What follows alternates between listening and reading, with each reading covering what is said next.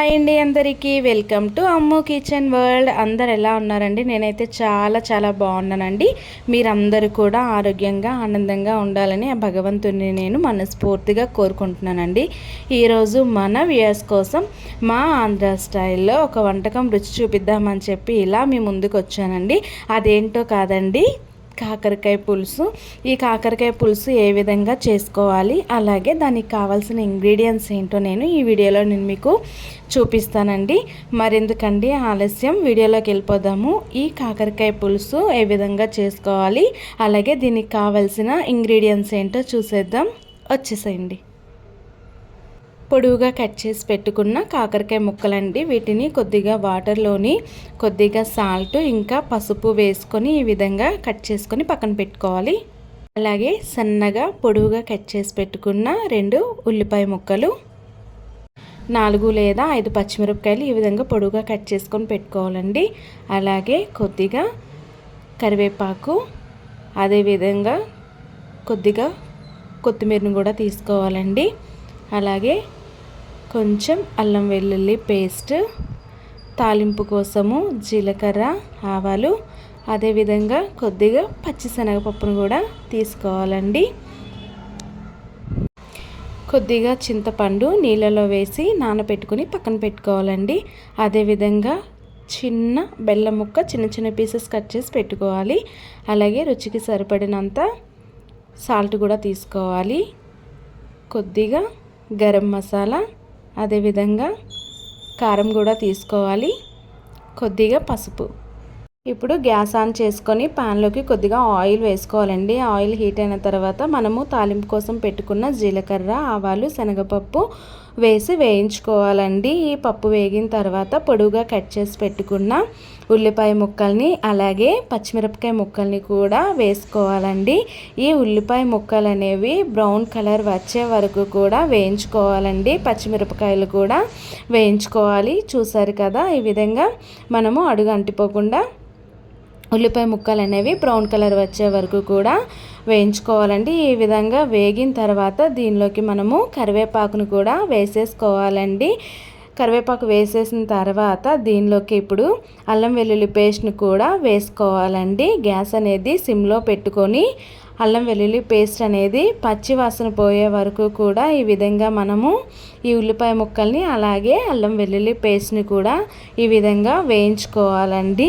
ఇప్పుడు దీనిలోకి మనము ముందుగానే కట్ చేసి పెట్టుకున్న కాకరకాయ ముక్కల్ని కూడా వేసేసుకోవాలండి. కాకరకాయ ముక్కలు వేసేసిన తర్వాత ఒకసారి దీనిలోకి మనము కొద్దిగా పసుపు అలాగే సాల్ట్ను కూడా యాడ్ చేసుకోవాలండి. ఈ ముక్కలు మనం ఇందాక కడుక్కునేటప్పుడు సాల్ట్ అనేది యాడ్ చేసాం కదా, కొద్దిగా టేస్ట్ చెక్ చేసుకుంటూ సాల్ట్ వేసుకోవాలండి. ఈ సాల్ట్ పసుపు వేసిన తర్వాత ఈ కాకరకాయ ముక్కల్ని ఒకసారి ఈ విధంగా కలుపుకొని మూత పెట్టుకోవాలండి. ఈ విధంగా కలుపుకొని ఉప్పేసి మూత పెట్టుకొని 5 నిమిషాలు ఉడికించుకోవాలండి. చూసారు కదా, 5 నిమిషాల తర్వాత ఈ కాకరకాయ ముక్కలు అనేవి ఈ విధంగా ఉడుకుతాయండి. మనము ఉప్పు పసుపు వేసి మూత పెట్టుకొని ఉడికించుకోవడం వల్ల చూసారు కదా, కాకరకాయ అనేది చాలా సాఫ్ట్గా ఉడికిపోతుందండి. ఈ విధంగా మనము కాకరకాయ ముక్కల్ని చెక్ చేసుకోవాలండి. చూసారు కదా, కాకరకాయ అనేది చాలా సాఫ్ట్గా ఉడికిపోయిందండి. ఇప్పుడు దీనిలోకి మనము ముందుగానే నానబెట్టుకొని పక్కన పెట్టుకున్న చింతపండు రసాన్ని కూడా ఈ టైంలో వేసేసుకోవాలండి. ఈ రసం వేసిన తర్వాత ఒక్కసారి ఈ కాకరకాయ ముక్కల్ని అలాగే ఈ ఉల్లిపాయ ముక్కలు వీటంతటినీ కూడా ఈ చింతపండు రసం అనేది పట్టే విధంగా ఒకసారి కర్రీనంతటినీ కూడా ఈ విధంగా కలుపుకోవాలి. చూసారు కదా, ఈ విధంగా ఉడకడం స్టార్ట్ అవుతుందండి. దీనిలోకి మనం ఇప్పుడు కారం కూడా యాడ్ చేసేసుకుందామండి. ఇది కొంచెము పులుపు చేదు ఉంటుంది కనుక కారం అనేది కొంచెం ఎక్కువగానే పడుతుందండి.